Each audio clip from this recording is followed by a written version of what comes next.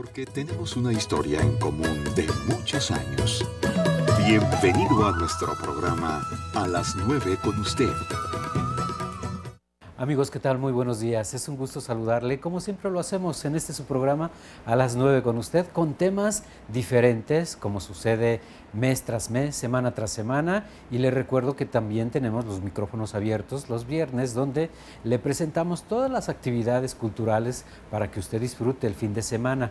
Hoy ya estamos a media semana, es 8 de junio, también es el Día del Trabajador Universitario, así que vaya un saludo a todos los trabajadores de la Universidad de Guadalajara, desde su espacio A las 9 con usted. En ausencia de Yolanda Zamora, les habla Oscar Castro. En nombre de todo el equipo también agradecemos su participación, su colaboración del equipo de ingenieros que está presente, Fernando Gallardo, Fernando Trujillo. También nos acompaña Hugo de Luna en la producción, Ángeles Rodríguez y Tania Figueroa está con nosotros atendiendo sus llamadas. Usted ya lo sabe, el teléfono es el 3030-5350 y tenemos otra línea, es el 3030-5386 para que se ponga en comunicación este día, este miércoles, que es un tanto cálido. Ayer lo platicábamos con la maestra Elba Castro, que ya iba a llover con el temporal y lo relacionado con la música, con la cocina tradicional de Jalisco. Así que bueno, pues nosotros vamos a esperar ese temporal de lluvias para que refresque un poco ya aquí en el Valle de Atemajac, porque sí lo necesitamos. Ya se siente en la tarde sobre todo un viento húmedo, una brisa agradable, pero bueno, hoy es miércoles y es el primer miércoles del mes de junio. Le damos la bienvenida a la maestra Margarita Josefina Zavala, escritora, ya está con nosotros, muy preparada. Además. Y sobre todo con este tema tan interesante, maestra, con el premio Nobel, que en muchas ocasiones lo decimos así de una forma tan acostumbrada ya, premio Nobel y ya sabemos, pero en el fondo sí tiene su tiempo, sus años, ya creo que más de 100 años, sí, este galardón, sí, y que se ha distribuido en diferentes categorías en reconocimiento a todos aquellos que dedican su vida, gran parte de su vida a esta labor en las diferentes categorías, ya sea las ciencias económicas, ya sea la literatura, la física, en fin.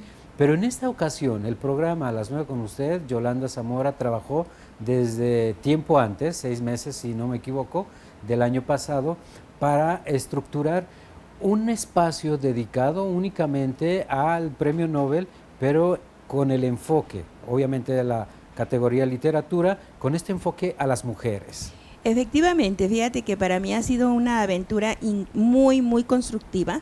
El estar revisando a estas señoras escritoras, como tú dices, un premio Nobel no es cualquier cosa, efectivamente, y una de las sorpresas tan agradables que yo me he encontrado es revisar la evolución de la literatura, del concepto de una buena literatura a través de los años, porque si tú, bueno, yo he leído, por ejemplo, a Selma Lagerlöf, que es maravillosa, y ahora leo, por ejemplo, a Svetlana Alexievich y veo totalmente otra literatura, sí, claro. Campos muy distintos. Campos distintos, ¿no? Pero obedecen precisamente al crecimiento y a las necesidades mundiales de un tipo de literatura diferente.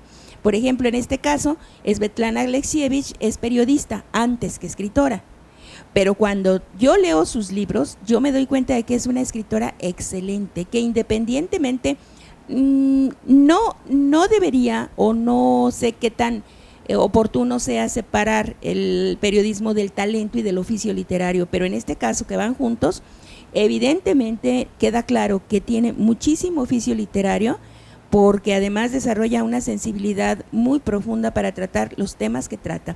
Además, tanto la literatura de Svetlana como la de Herta Müller, como la de muchas escritoras de un tiempo para acá, bueno, también de antes, pero ahora como que son más fuertes las denuncias, más claras, más objetivas y más sentidas. Entonces, ahora es cuando yo veo que estas mujeres han hecho lo imposible y han entregado su vida realmente a la denuncia, a despertar a la gente, a decirle, mira, fíjate lo que está pasando.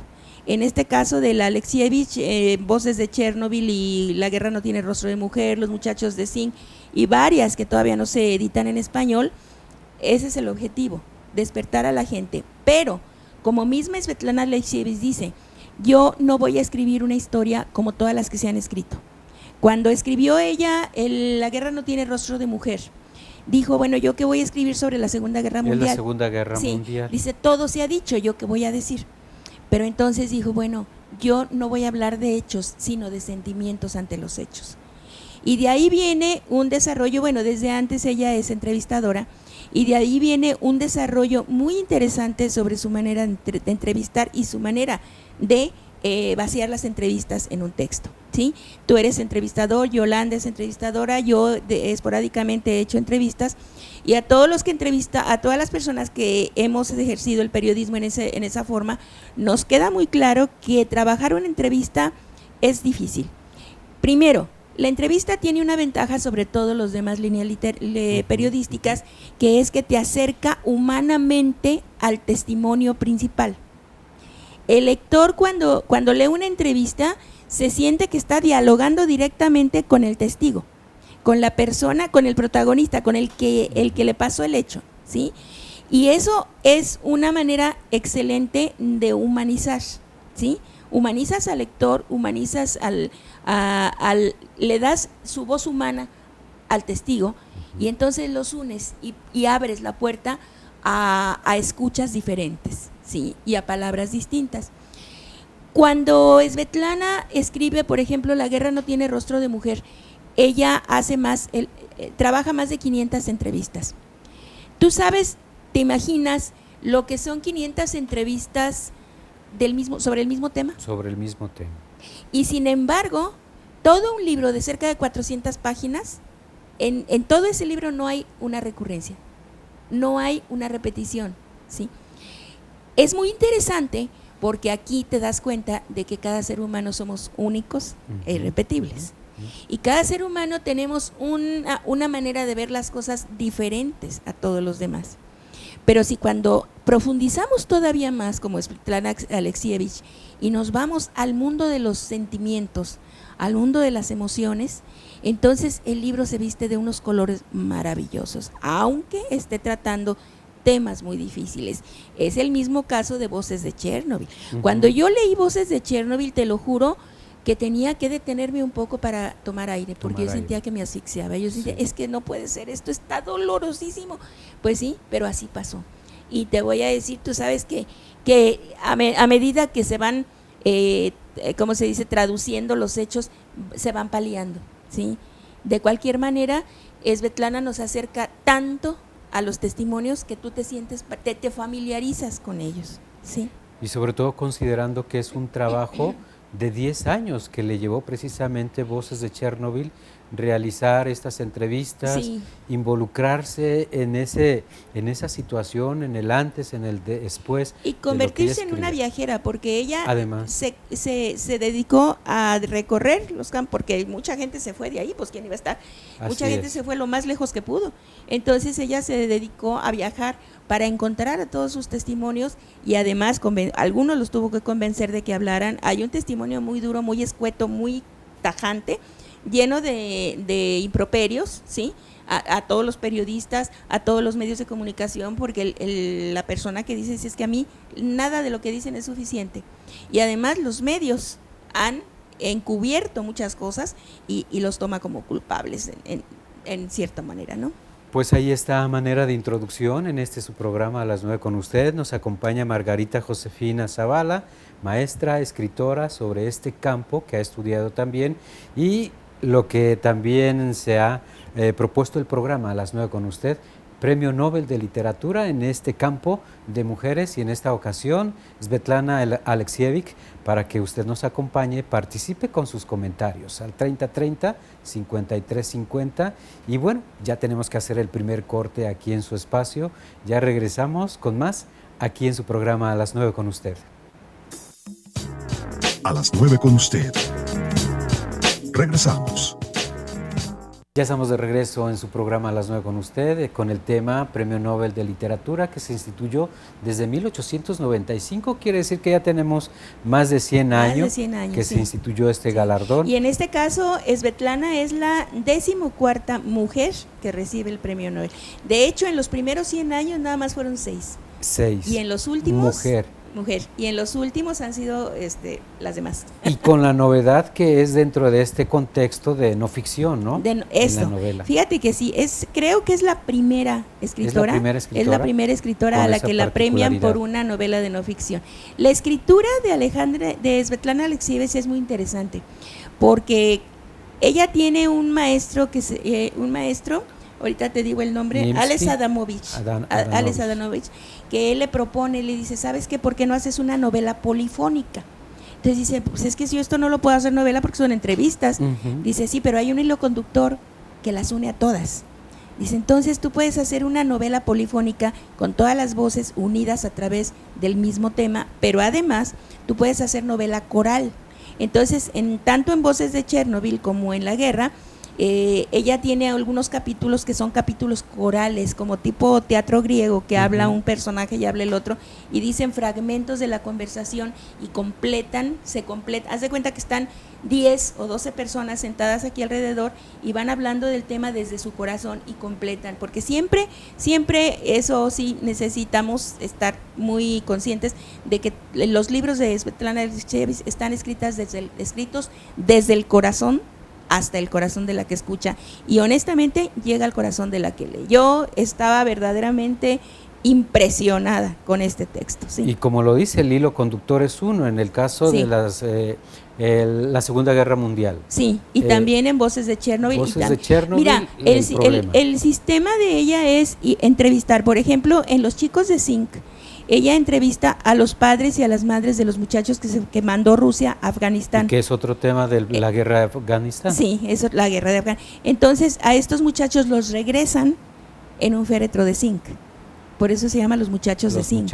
Los chicos de zinc. Entonces, también testimonio de los sobrevivientes de la guerra.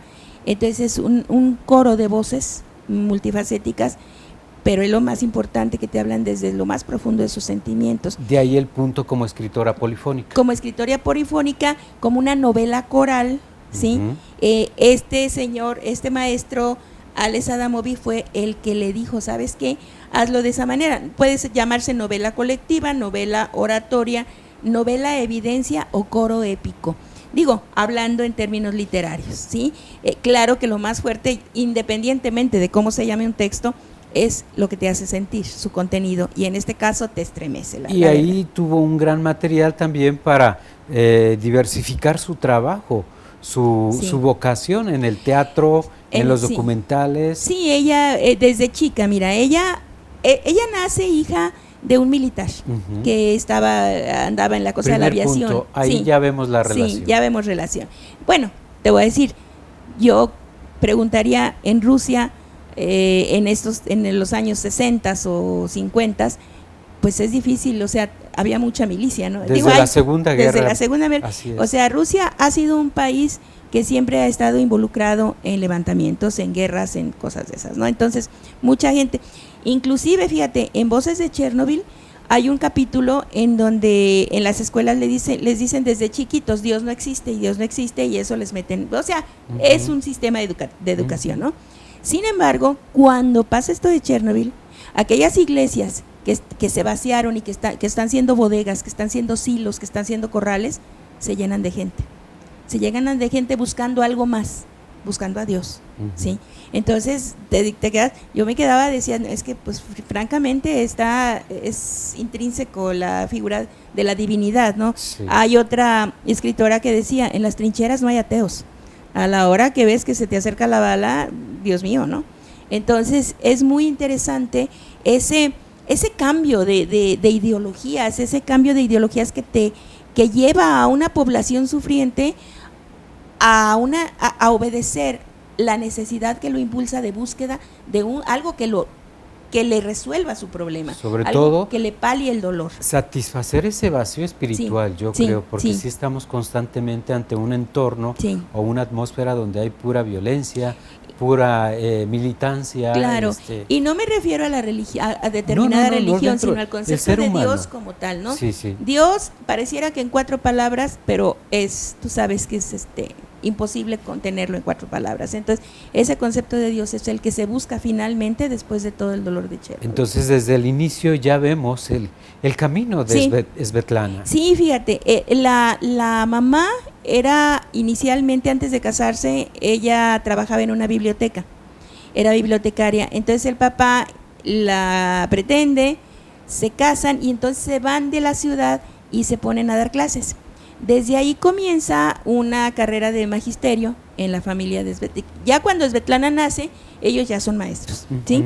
Entonces ella cuando imagínate, una hija de un militar, de una bibliotecaria, que son maestros, las charlas que debió haber escuchado desde chiquita, alrededor de la mesa, a la hora del desayuno. Y cuando viene, entonces ella se va a estudiar periodismo, ¿sí? Estudia periodismo y ella está entre el periodismo y el magisterio. Ella da clases de historia y de alemán en la universidad, pero además participa en una revista muy importante de Rusia y comienza con su trabajo de entrevistadora, que es ahí donde lee. Ella también escribe poesía, hace guiones para documentales, tiene un guión de teatro sobre La guerra no tiene rostro de mujer, y tiene otra obra de teatro que se llama Mariutka. No, Mariutka. Mariutka, que no tuvo mucho éxito, pero por cuestiones políticas, ¿sí? Por cuestiones políticas. Pues hasta la fecha uno de sus libros está prohibido, ¿no? De inicio estuvieron prohibidos todos. Todos.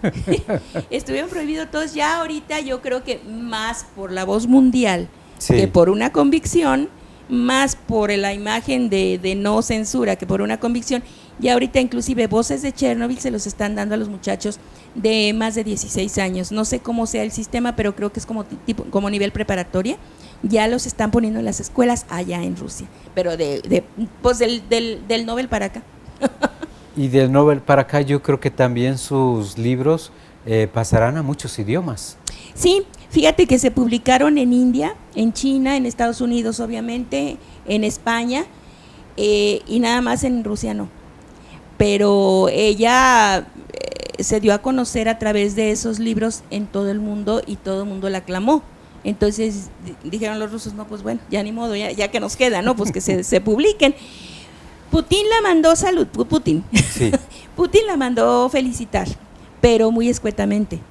Y ¿cómo se llama? Mijail Lushenko, algo así. Él fue su principal detractor, ya te digo.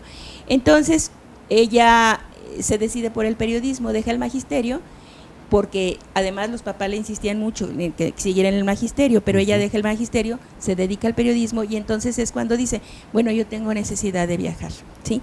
Y entonces es cuando comienza a recabar todos esos testimonios que son muy dolorosos. La estructura de los libros de Alexievich es muy interesante porque, por ejemplo, en Voces de Chernobyl, que ya tiene la experiencia de la guerra, no tiene nombre de mujer, en Voces de Chernobyl lo comienza a estructurar de una manera muy interesante. La primera parte, los primeros capítulos son gente del campo, son voces del campo, gente cuya inocencia te conmueve. Ellos no saben qué pasó, ni idea de lo que son los Röntgens, ni idea de lo que es el reactor nuclear, ni idea de lo que es la radiación, y ellos no se explican por qué es tan peligroso. No ven nada. Ellos ven el sol salir, ven los árboles de manzana, los árboles de almendros, de guindas, dicen ellos, ven sus animales como si nada, y lo único que se les hace muy raro es que las vacas, cuando las llevan a tomar agua, dan media vuelta y se van, prefieren morirse de sed. Hay un capítulo de un apicultor muy interesante, porque él dice, un día antes de que pasara, fíjate qué curioso, un día antes de que pasara, dice, yo llegué a donde están mis panales de abejas, y de pronto extrañé algo, yo decía, algo falta aquí, algo falta. Faltaba el ruido de las abejas, el susurro de las abejas. Todas las abejas estaban en silencio. Ese día en la noche estalla el reactor. Y tuvieron que pasar 3 o 4 días para que comenzaran a salir las abejas de sus panales, fíjate. Entonces, cosas muy extrañas, por ejemplo, los animales dejan su naturaleza. Por decirte algo, el lobo, los animales salvajes dejan su naturaleza y bajan a convivir con la gente, con los gatos, con los perros, como si no fueran ellos. Fíjate, es una cosa verdaderamente impresionante, porque finalmente pues todo esto de la radiactividad y de las cuestiones nucleares no son tan fáciles de entender. No. Entonces los campesinos dicen, pues, ¿qué está pasando? Y hay un capítulo en donde una de las campesinas dice, después de todo, me di cuenta, una cosa muy dura, dice, me di cuenta de que la radioactividad es como Dios, está en todas partes, pero no se ve. Y ellos, cuando les pidieron que evacuaran sus casas, ellos decían, ¿por qué me voy a ir? Si aquí han vivido mis abuelos, mis padres, mis bisabuelos y todos nos hemos dedicado al campo, yo no veo que las cosas cambien de color, ni que los árboles se sequen, yo no veo nada, ¿por qué me voy a ir? Pero de todas maneras, sabes que te tienes que ir. Pero si acabo de plantar mis campos de papas, pero si ahí están los coles rebosantes, entonces a escondidas se llevaban los coles, se llevaban sus patatas, se llevaban ropa, se llevaban cosas. Y una cosa interesante, le pasaban un billete o le regalaban un animal al soldado para que dejara pasar las cosas. Y ahí te va, se llevaban las cosas y las vendían en mercados lejos de ahí. Sí. Alimentos contaminados. La gente las compraba porque todavía no manejaban todo la tragedia de Chernobyl, ¿sí? Entonces dices tú, qué barbaridad, esto tiene una proyección tremenda. Ahí es donde nos damos cuenta precisamente el tema, cómo lo trata Svetlana Alexievich, y bueno, estamos platicando sobre voces de Chernobyl y es momento de hacer ya el segundo corte. Margarita. A tus órdenes. Sí, tenemos más información sobre el Premio Nobel de Literatura Svetlana Alexievich después del corte, no se vaya. A las 9 con usted. Regresamos. Nosotros seguimos platicando sobre Svetlana Alexievich esta mañana, que es el acercamiento con este Premio Nobel de Literatura en el 2015. Yo le recuerdo nuestra línea telefónica para que usted marque, es el 3030-5350 y el 3030-5386. Nos dará mucho gusto saber de usted qué opina sobre Svetlana Alexievich y también sobre el avance de esta emisión de su programa A las 9 con usted, que nuestra colaboradora de este día es Margarita Josefina Zavala, escritora, maestra, y que nos da mucho gusto, sobre todo haber escogido un tema muy fuerte, sí, muy fuerte para nuestros tiempos, pero también es así como una advertencia, porque en nuestros tiempos se viven las mismas consecuencias, tenemos el mismo riesgo. El riesgo es altísimo, se da la misma corrupción, sí. Y bueno, y los afectados somos los que estamos acá abajo. Sí. Mira, yo quisiera hablar un poco sobre la intencionalidad de la autora. Sí. La intencionalidad es primero informar a la gente qué es la cuestión nuclear, ¿sí? Por ejemplo, el reactor nuclear, bueno, ¿para qué sirven los reactores nucleares? ¿Por qué los instalan en países cuando implican tanto problema? Saben el riesgo. ¿Sí? Obviamente están buscando generar electricidad, están buscando generar ciencia en el sentido medicamentos, tienen muchas ventajas colectivas, sobre todo una manera de generar energía, ¿sí? Pero la gente no lo sabemos, ni siquiera, bueno, vamos a decir, fuera de los físicos y de los a lo mejor enterados de esto, pues la demás gente decimos, a veces salimos con pancartas, no queremos el reactor, pero faltan argumentos. Uh-huh. ¿Sí? Ese es el problema de las marchas. Tú vas a una marcha y te dicen queremos paz, no queremos guerra. A ver, argumentos, ¿sí? Entonces aquí en estos libros tú te encuentras todos los argumentos del mundo para que puedas hacer una réplica, para que puedas hacer una denuncia, para que puedas hacer una inconformidad, ¿sí? Y lo encuentras, la manera de escribir de Svetlana es muy sencilla, es muy clara y muy sentida. Voces de Chernobyl tiene 400 páginas. No sabes, no sientes a qué hora llegaste a la 100, a la 150, a la 300. No se siente la lectura. Son unos libros muy bien escritos, muy sencillos. Hablábamos, el periodista generalmente es muy concreto, muy objetivo, sí. Y es muy riguroso en cuanto a la verdad de los hechos, a la concreción de los hechos. Y Svetlana por eso las hace novelas, porque ella habla más de emociones y ella lo dice, mi intención no es contar una historia, sino a través de las emociones. Y creo que en este mundo que estamos tan distantes, tan cerca a través de las redes, pero tan distantes en la cuestión del corazón y de los sentimientos, estos libros son algo que te acerca muchísimo a dolores, a circunstancias, a problemas que finalmente, en los que finalmente estamos involucrados todos. Yo recuerdo alguna vez, hace muchos años, cuando pasó lo de Chernobyl, yo recuerdo que decían que México había comprado leche contaminada. Sí, Leche para niños, ¿te acuerdas? Rumor, sí.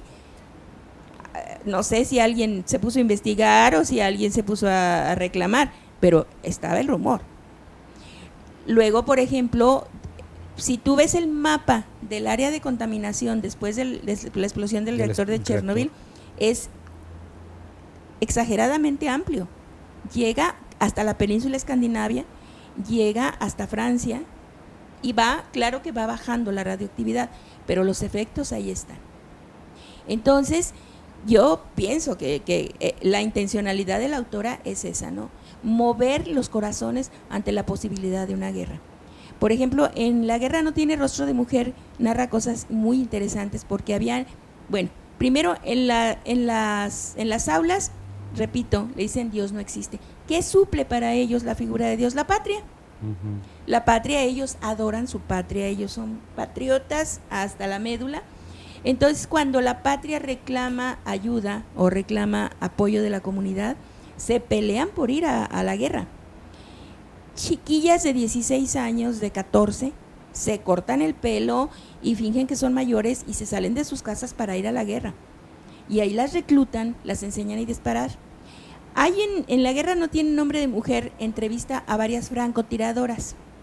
Y es muy bonito, muy curioso, porque ella dice, yo llego y veo a una señora, cuando voy a la entrevista, llego y veo a una señora bajita, delgadita, con su trenza casi hasta la cintura, canosa, con sus manos muy finitas, y esa señora fue francotiradora y tiene en su haber 75 muertos. Dice, no me puedo imaginar con esa estructura ósea, con esa estructura física, cargando un rifle, una escopeta. Y entonces comienzan a platicar sus experiencias las mujeres a las que entrevista.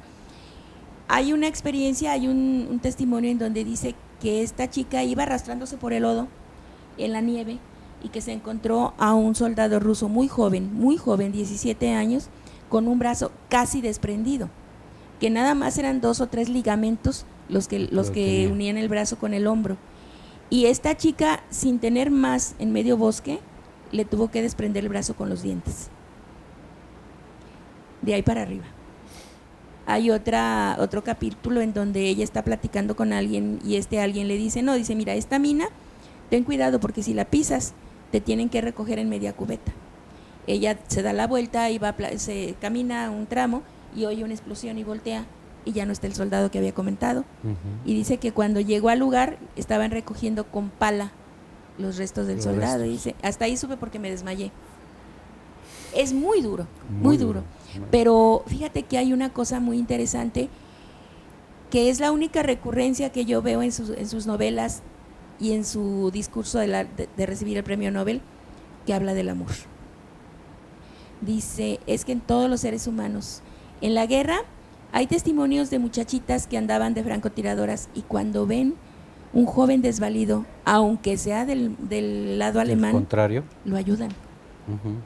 Lo ayudan, aunque sea bien morir, aunque sea limpiarle la cara, la sangre, a paliarle el dolor, ¿sí? Y hay un capítulo en donde dice que esta chica estaba ayudando a un joven alemán y llega un muchachito ruso herido. Dice, y me impresionó que la sangre de los dos se mezclara. Hay capítulos, el primer capítulo de Voces de Chernobyl y el último están empapados de amor, ¿sí? Son las esposas. El primer capítulo es la esposa de un bombero. A la hora del incendio del reactor nuclear, salen los bomberos como si nada, con su ropa común, y van y se suben al reactor, date cuenta, donde hay más de 1000 Röntgens destructores totalmente. Se suben al reactor y comienzan con las palas a quitar los techos de asfalto que se les pegaban en las botas. A los 14 días todos estaban muertos, de una manera verdaderamente espantosa. Ella estaba embarazada, dio mordida para que la dejaran entrar al hospital, lo abrazaba, lo besaba por supuesto que ella ni idea tenía de la cuestión de la radioactividad. Cuando él muere, tiempo después nace su niña y nace con un problema muy fuerte de cirrosis y muere. Y ella dice, es que mi bebé recibió toda la radiación que yo no recibí. El último capítulo también es de una chica enamoradísima del marido, dice ella, era guapísimo, medía 6 pies, que son casi 2 metros o 2 metros, me pesaba 90 kilos, guapísimo, llamaba la atención, nos narra todo su romance y finalmente también muere por la radioactividad él. Los efectos de la radioactividad pues son tremendos y son muchos, ¿sí? Cuando uno ve las imágenes en la pantalla, es tan doloroso que yo en lo personal tenía que darme mi tiempo para seguirlas viendo, porque así como surgen imágenes de animales deformes, así están los seres humanos también. Y no son deformes, son monstruosos. Y dentro de ese monstruo hay un alma que tiene que vivir enjaulado en esa cárcel, ¿sí? Entonces, pues yo pienso que esa es una de las intenciones de la escritora, concientizar a la humanidad, a los lectores, al pueblo común y corriente, ¿sí?, de cuál es el peligro y cuáles son los riesgos y cuáles son los grados de seguridad que se tienen que exigir para poder manejar las cuestiones nucleares, ¿sí? Algo que me llamó mucho la atención también en los libros es el carácter del ruso, que es muy parecido al del mexicano. Al mexicano. Miras sí. qué parecidos somos. Sí. Bueno, el humor negro. El humor negro, vienen varios chistes sobre las personas de Chernobyl que perdieron dedos y que varios chistes de que dices tú, ¿cómo es posible? O sea, a mí me queda claro cuando los mentados memes y todo eso, digo, bueno, es cierto, ¿no? Cuando aquí te acuerdas que quemaron unos carros y que no sé cuánto y salieron un montón de memes que vamos a tal tienda en un tanque, ¿no? Ah, sí. Cosa por el estilo, y así lo manejaban también ellos. En el humor negro, en la crítica y la burla a los políticos, y en el grado de corrupción somos muy parecidos. Esa proyección le vale a la Svetlana Alexievich, obviamente, que al gobierno de Rusia no le guste, que todas esas cosas las proyecte, sobre todo claro, el grado de inocencia que tienen la gente que de bajos recursos, ¿sí? Así que no saben ni qué. Decía uno de los campesinos, yo lo único que veo diferente son que todas las hojitas las veo con hoyitos, pero de ahí demás todo está perfecto. Hay un capítulo de una persona, fíjate qué curioso, del campo, en la puerta de su casa, cuando había algún difunto, su padre, su abuelo, su bisabuelo, quitaban esa puerta y ahí lo velaban. Cuando había una boda, quitaban esa puerta y la ponían de mesa para el pan, para el pastel, para la fiesta, ¿sí? Entonces, cuando lo evacúan, él se va, pero llega en la noche, desprende la puerta. Porque en esa puerta también están las muestras de su crecimiento y las fechas de que ya entró a la escuela, ya va en tal grado. Cuando lo evacuan de ahí, se regresa en la noche en la motocicleta, descuelga su puerta y se la lleva. Es muy impresionante, es muy emotivo y creo que sí llega, sí da el blanco Svetlana Alexievich. Yo sí recomiendo estas lecturas, aunque sean fuertes, porque no nomás es lo fuerte, también hay cosas muy interesantes. Por ejemplo, hay una entrevista con una cantante popular, cantante de música popular, que es abuela, y ella va y nos narra cómo va vestida, con sus blusas bordadas de flores, con su pelo trenzado, con sus faldas, y cómo habla tan coloquialmente y poéticamente, porque ella escribe canciones. Entonces llegan los nietos y la abrazan, nos platica de los panes, cómo los cocinan, cómo se visten, cómo en la guerra buscaban su feminidad, ¿sí? Eso es otro de los temas importantes. Bueno, estamos platicando sobre Svetlana Alexievich, Premio Nobel 2015. Siguiente corte, ya regresamos, 3030-5350, nuestra línea telefónica. A las 9 con usted. Continuamos. Bueno, nosotros le estamos presentando de esta parte musical, montaje de La Puerta, de lo que nos estaba platicando precisamente la maestra Margarita Josefina Zavala.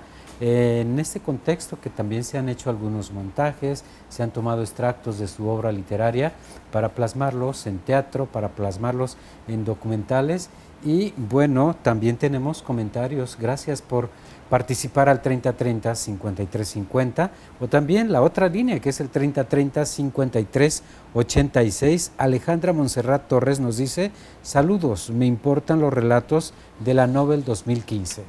También nos felicita María Franco, ella nos escucha en Tepatitlán. Por favor, recomienden un libro sobre este tema de los premios Nobel. Y Carmen López Bravo dice: ¿cuál es el nombre de la escritora? Por favor, más despacio para anotar el nombre correcto. Felicidades. Y también Silvia Partida nos dice: saludos, interesante el tema de hoy. Muy bien, pues muchísimas gracias. Bueno, para recomendar, yo recomendaría este premio Nobel del que estamos hablando ahorita. Yo recomendaría los dos libros que tengo ahorita físicamente: La guerra no tiene nombre de mujer, no tiene rostro de mujer, y Voces de Chernobyl. El nombre de la escritora es Svetlana. Vamos a mostrarlos de una vez, yo creo. Svetlana Alexievich, pero no se alcanza a ver, creo que está muy lejos. Acá hacemos el acercamiento, yo creo que Svetlana. Svetlana Como Alex, Alexievich. Es uno. Y con el puro título del libro, La guerra no tiene rostro de mujer, Voces de Chernobyl, Los muchachos de Zinc, con ese título en cualquier librería se los localizan. Yo los recomiendo ampliamente. Mi carrera de lectora ha sido larga y a veces le decía yo a personas conocidas, les decía: tengo ganas de leer algo diferente, algo que de veras sea distinto. Estos libros son diferentes, son muy distintos, pero son, si quiere decirles bonitos, si quiere decirles interesantes, si quiere decirles con mucho contenido, si quiere decirles profundos, si quiere decirles muy informados, con mucha sustancia, aquí están, ¿sí? Hemos hablado en otros espacios. Por ejemplo, yo recomendaría mucho a Selma Lagerlöf, Jerusalén, es una novela bellísima. De la Jelinek, pues Bambilandia es una serie de ensayos muy buena. Y en este caso, la Svetlana Alexievich, de veras la recomiendo muy, muy, con mucha libertad. La recomiendo, es muy buena escritora. Y que les va a gustar. Sobre todo 3 libros ya en español, ¿verdad? Sí, Los muchachos de Zinc, Voces de Chernobyl y La guerra no tiene rostro de mujer. Pues ahí está para escoger algo para este fin de semana, leer, sobre todo en este contexto, cómo nos va involucrando en el sentido humano, en el sentido cómo conviven y cómo las mujeres sobre todo también ven,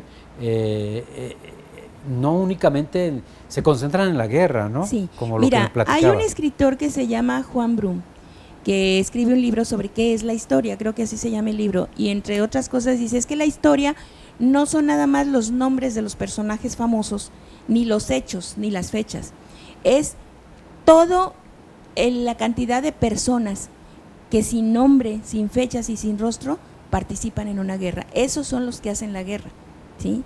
En este caso, Svetlana Alexievich les da voz a esas personas, a las personas que de otra manera jamás hubiéramos conocido, jamás hubiéramos sabido de ellas, y sin embargo aquí están reunidos en estos tomos todas sus voces. Decía Svetlana que había un escritor que decía: yo soy una pluma, y dice Svetlana: yo soy un oído, ¿sí? Es muy interesante, sobre todo porque hay capítulos en donde ella habla de los cambios de personalidad cuando la gente está en los problemas de la guerra y cuando después, años después, porque por ejemplo de Chernobyl, pues fue en el 86, hace 30 años, 30 en abril, años, ¿sí? Pasó.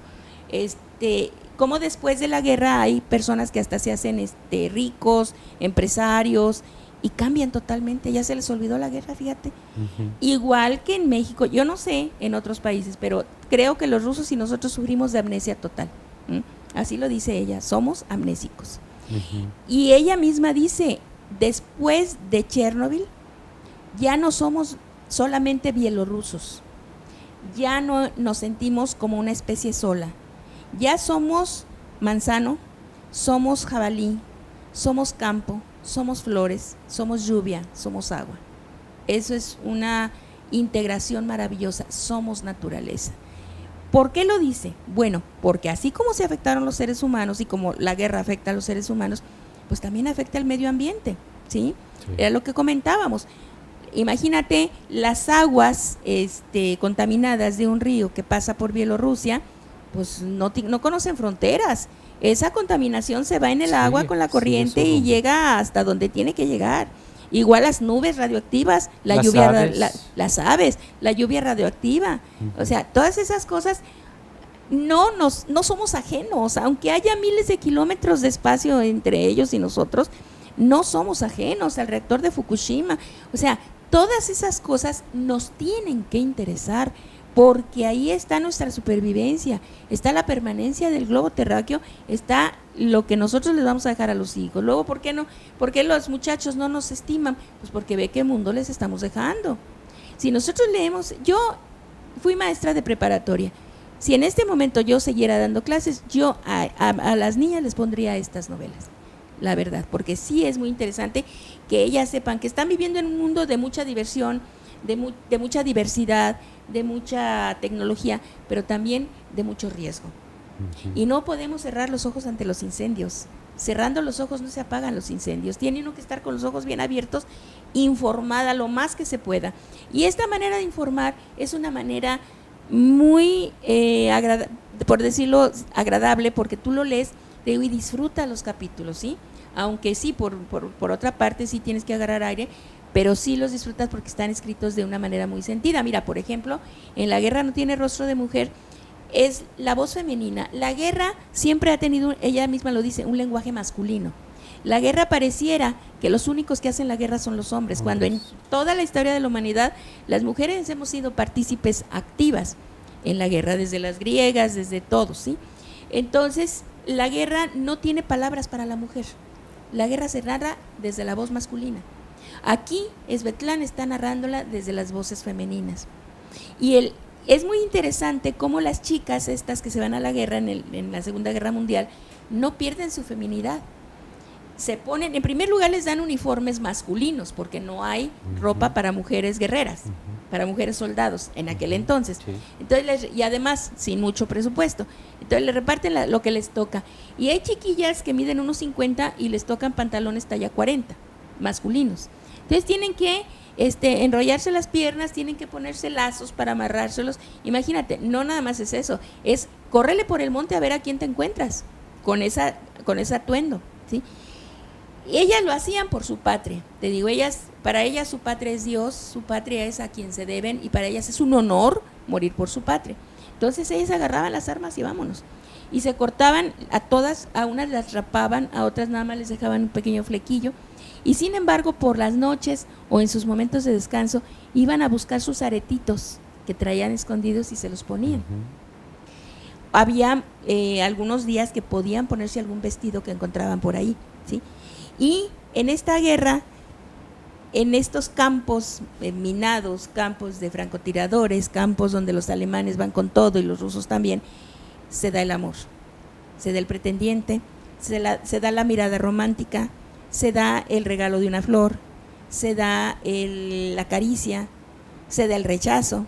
Hay un capítulo en donde hay un muchachito ruso enamoradísimo de una de las chicas, y ella pues no, le dice que no y que no y que no.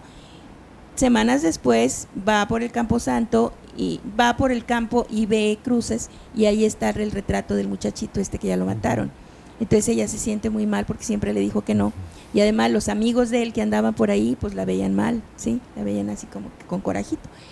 Todas esas cosas nos hablan de una mujer con una mirada muy sensible, con una sensibilidad a flor de piel, que la expone a todos estos hechos, ¿sí?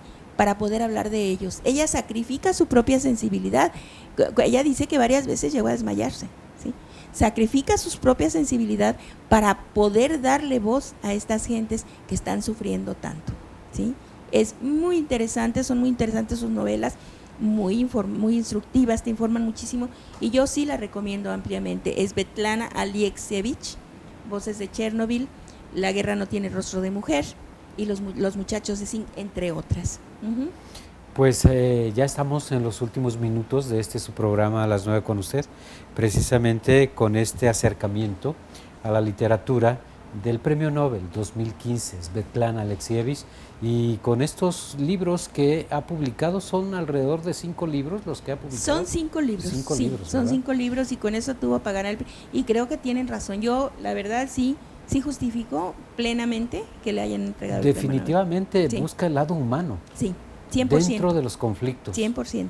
Y yo creo que esa es la particularidad de ella como periodista, que también ejerció el periodismo, tuvo que salir de ella también. Sí, y ¿sabes qué? Algo importante, mira, en el libro de Voces de Chernobyl te digo la estructura de una manera que primero les da voces a los campesinos, que son pues prácticamente inocentes, y luego después le da voz al empleado, ¿sí? A los empleados, que a los panaderos, a las panaderas, a las que transmisiones, a todo eso. Después le da voz a los filósofos y a los artistas y a los analistas.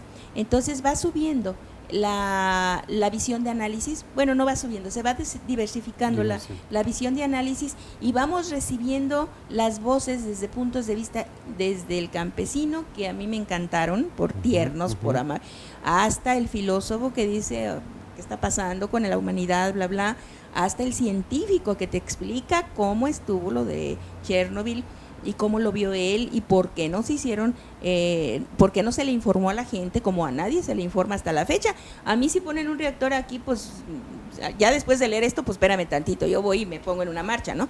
Pero gente que no. Cuando tú lees esto, te sientes informado. Creo que es muy importante. Es muy importante, sobre todo porque las que somos madres de familia, o tenemos nietos, o tenemos gente alrededor, o sea, hay que hablar de esto. Esto no se puede callar, hay que hablar de esto, que la gente esté informada, que la gente esté enterada de cuáles son los riesgos, de cuáles son las posibilidades y de cuáles son las maneras de evitar estas tragedias.